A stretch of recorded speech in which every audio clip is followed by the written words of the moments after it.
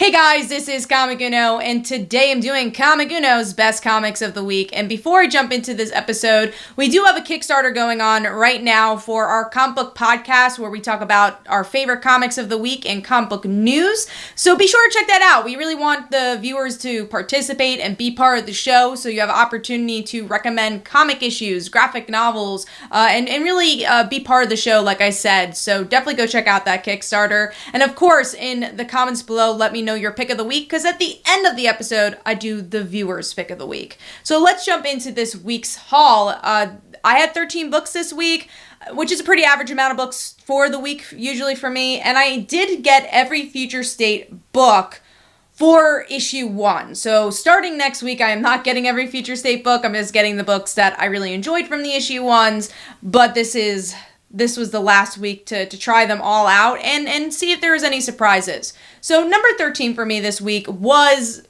one I wasn't very surprised by and one I wasn't really looking forward to, and that is Legion of Superheroes. I'm not following Legion of Superheroes. I've never been a Legion of Superheroes fan. I'm not a huge sci-fi fan. I'm not a really big fan of like future storytelling. So it's just not really up my alley. And with this one, it was very cluttered for me, and honestly, what really got me out of it was the art style. It was kind of spooky. I've seen the artists before, and usually they do more horror artwork and more horror stories.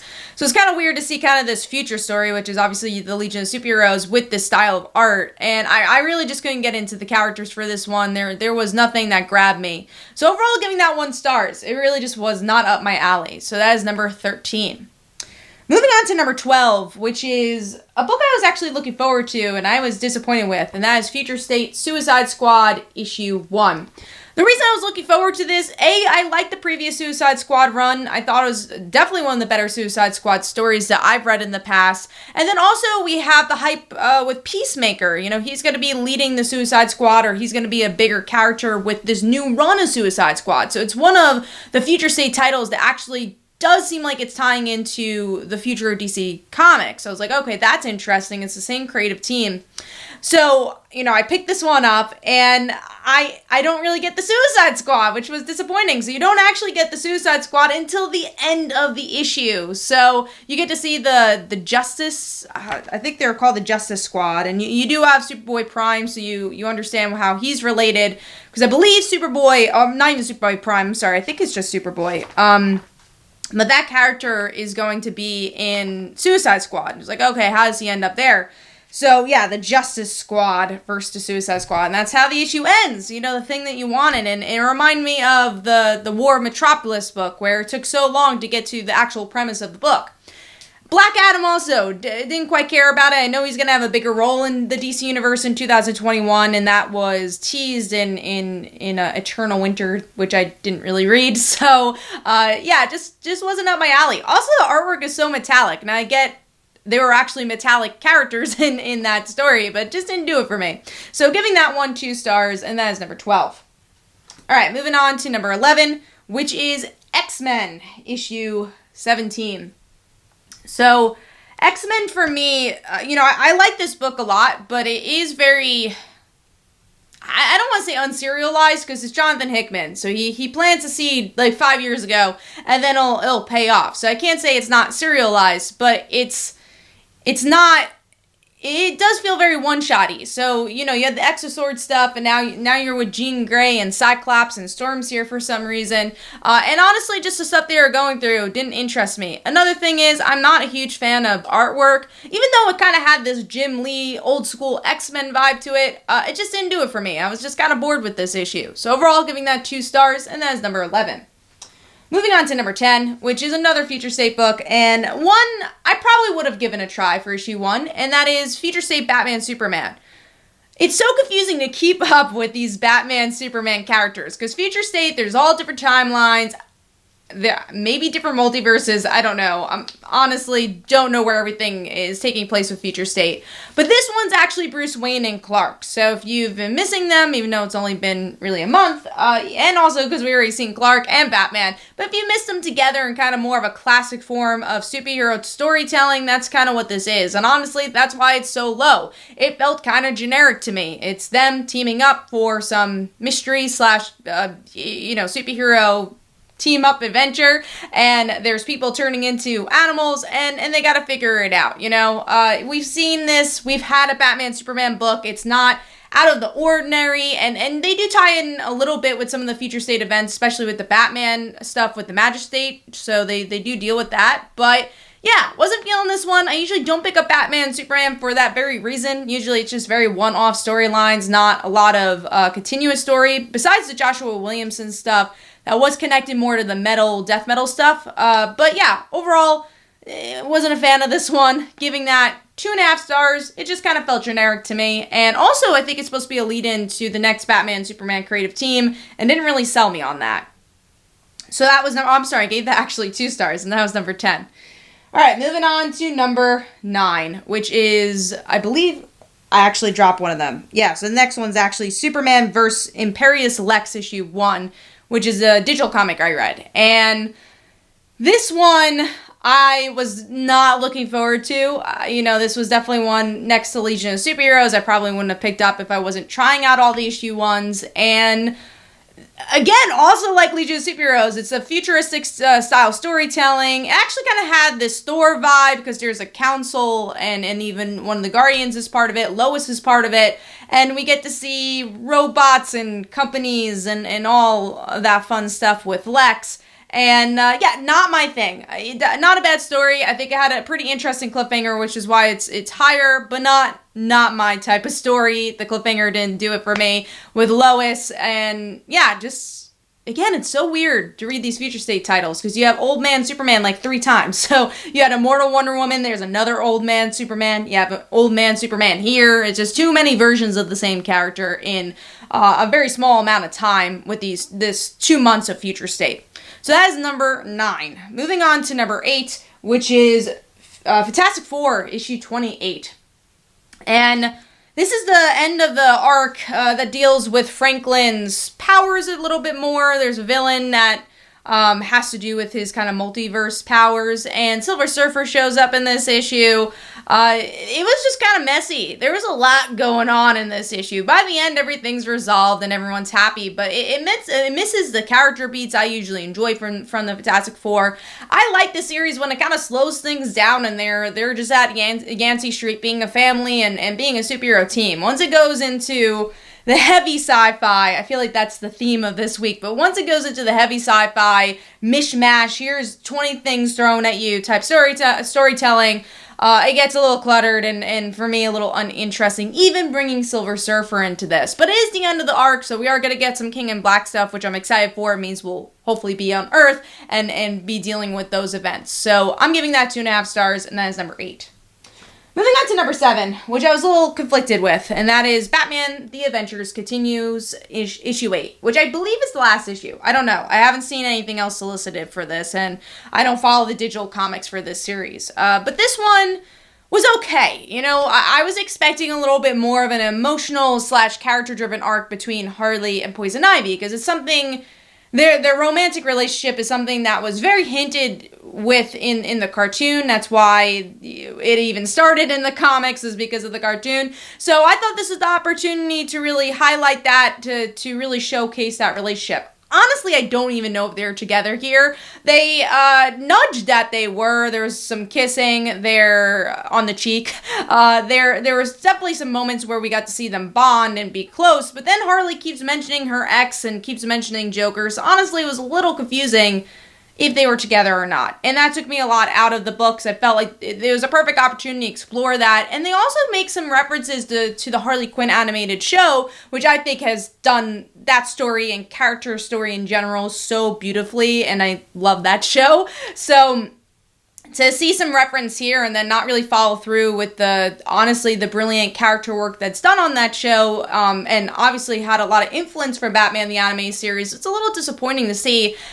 again, my biggest problem with this whole series, how hollow this series has become, and I just haven't been a fan. I feel like there's such strong storytelling that could be done here, but it just all kind of feels very one-off, and even the artwork kind of feels bland to me. It was an okay read. You get to see a fun Christmas story, so it wasn't bad, but I just was overall disappointed, and I just think there could have been some big moments that happened here, especially between Harley and Poison Ivy, that just didn't happen in this issue. So I'm giving that 3 stars, and that is number 7.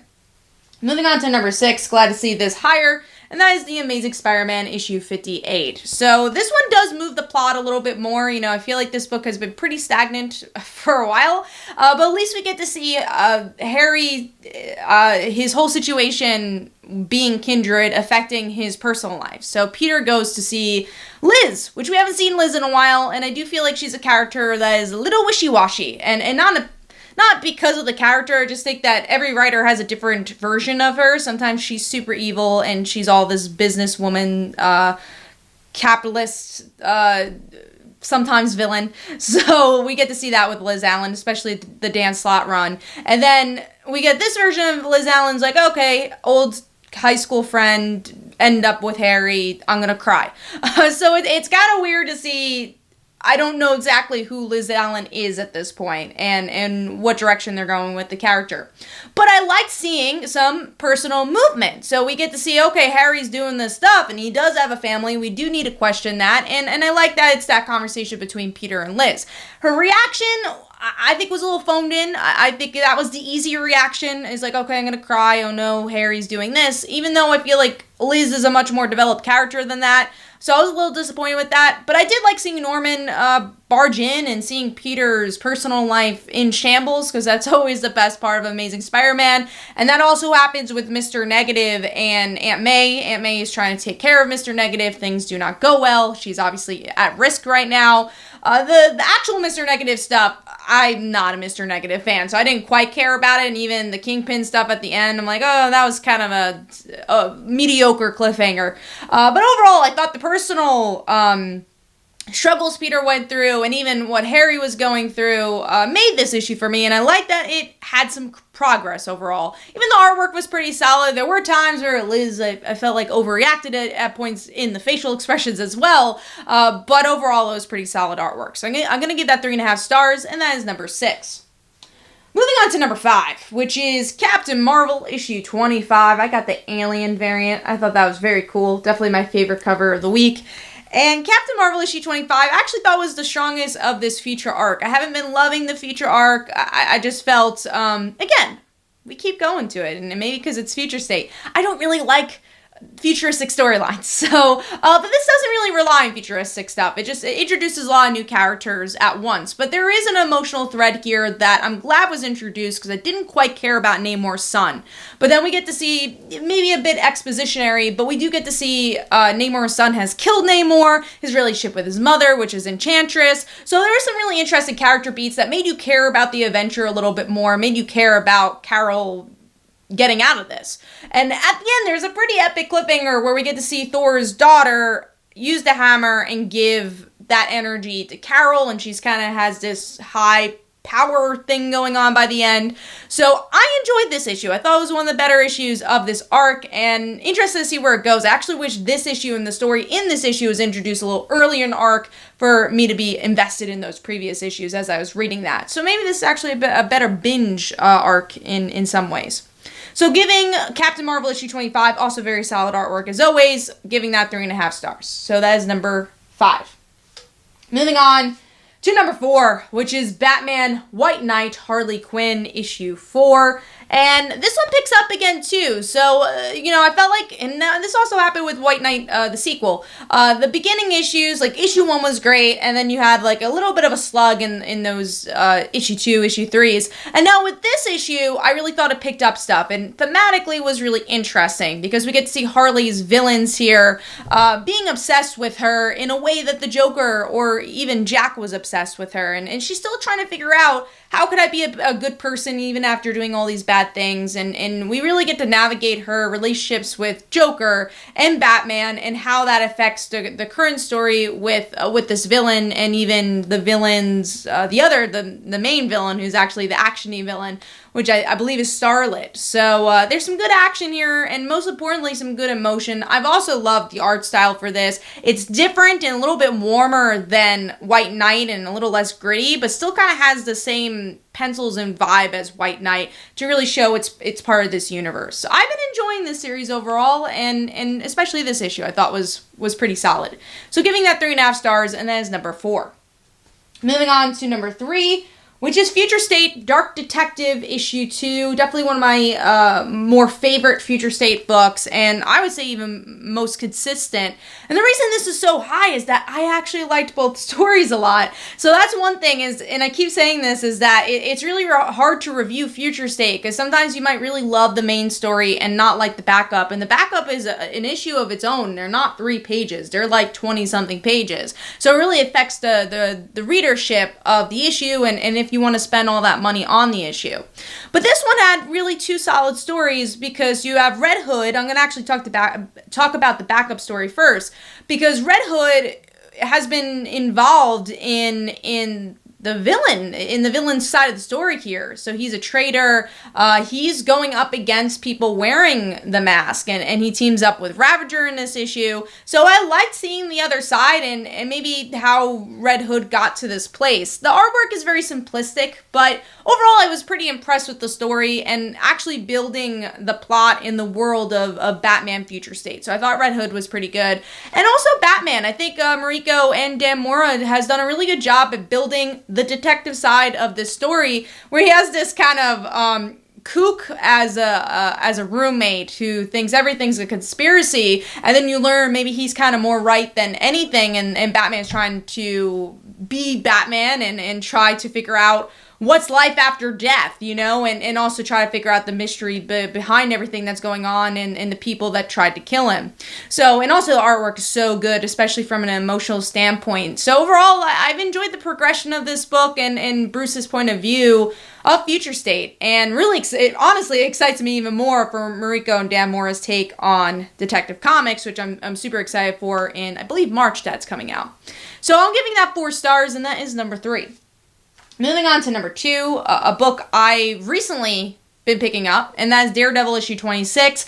And man, this book does not disappoint. And even if you are just a Matt fan or just reading this for Elektra, I feel like it does a good job at balancing both stories. So we get to see Daredevil is still in jail. He's not forgotten here. This is all happening during King in Black. So, and this is actually a pretty good tie-in of King in Black, because it utilizes the world really well. So Matt is trying to deal with being in prison, not revealing his secret identity, and how people react to him. And I thought emotionally that was done really well through monologuing and just everything that he's going through. And then the King in Black stuff happens, and he's consumed, he's nullified by the end of the issue, and there's some great artwork there. I really enjoyed that, even though maybe it's a little, I don't want to say random, because obviously King in Black is happening. I don't know necessarily this needed to be tied in, but it still did a good job at tying in, and I enjoyed that. And the Elektra stuff too, her kind of trying to figure out what her moral compass is as Daredevil. And we get to see this other character who I have to expect is a previous character from the series. So I haven't really read the before issue 25. I really just jumped in. So I'm guessing she's maybe a friend of Matt or whatever. But she gets nullified too, and she's having a problem with her daughter. And it's Elektra versus her in a lot of ways. So I enjoyed this one. I really thought it was a good tie-in. Artwork was pretty good throughout. There are 2 different artists though, and you could tell the difference when in a couple of pages, especially when Daredevil's kind of just stagnant and just thinking. But overall, especially the Elektra artwork is magnificent. There are some splash pages that will blow your mind, and probably some of the best artwork from King in Black thus far. And we're talking about even the main series, which Ryan Stegman has been acing. It feels very different in cinematic, this as well. And I think it's just as good as the King in Black artwork for the main series. So good stuff. Giving that 4 stars, and that is number 2. Moving on to number 1, and I have to say this is my favorite Future State title thus far, and probably one of the most surprising Future State titles for me personally, and that is Future State Aquaman. I am not an Aquaman fan, so I've always tried reading Aquaman. I maybe read 1 issue, and then I kind of drop it, right?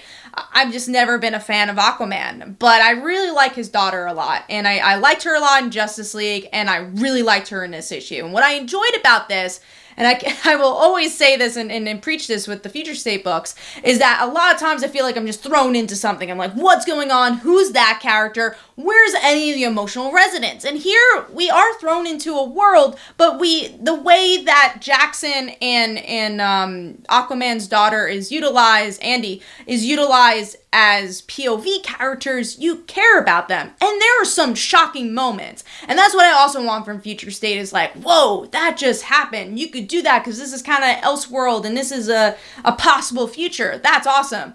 And it's done here. So we get to see Jackson take care of Andy, and Andy has some really strong powers, different powers, the moral compass of her parents, but still some darker powers of her controlling fish. And there's this really beautiful opener about that. And just the way this is written, I want to say too, is constructed so well. So again, you have that opener. She's, I guess, a little younger there. And then the world changes. The sea changes. The visuals of that are so freaking good. Where we get to see kind of like this pollution in some ways. It's not actually pollution, but we're seeing different worlds sectored. And then they get lost, and Andy looks like she dies. Her leg is cut up, and Jackson goes into like another world. And then he realizes Andy is alive, and that's how the issue ends. And it just flows so freaking well. And the artwork was really well done. But most importantly, Jackson and Andy's relationship was done well. I cared about both those characters a lot, and I wanted to see more from their journey. So overall, really was impressed with Future State Aquaman. And can't wait to see where this goes, and hopefully it ties into something in the future. So giving that one 4.5 stars. Hopefully you guys enjoyed. And we are jumping into the pick of the week from last week. And again, let me know in the comments below what was your pick of the week this week. So the viewer pick of the week this week was Maestro. This is the sequel miniseries from Peter David. I've been hearing a lot of great hype about it, and here are some comments about that one. So hopefully you guys enjoyed. This is Comic Uno. Definitely go check out my comics like Father Like Daughter and They Call Her a Dancer. Go check out my social media, Twitter, Facebook, and also that Kickstarter for Comic Book Weekly. We do Comic Book Weekly every Tuesday at 10 p.m. Eastern Time live. So hopefully you guys could go check that out. Thanks, guys. Bye.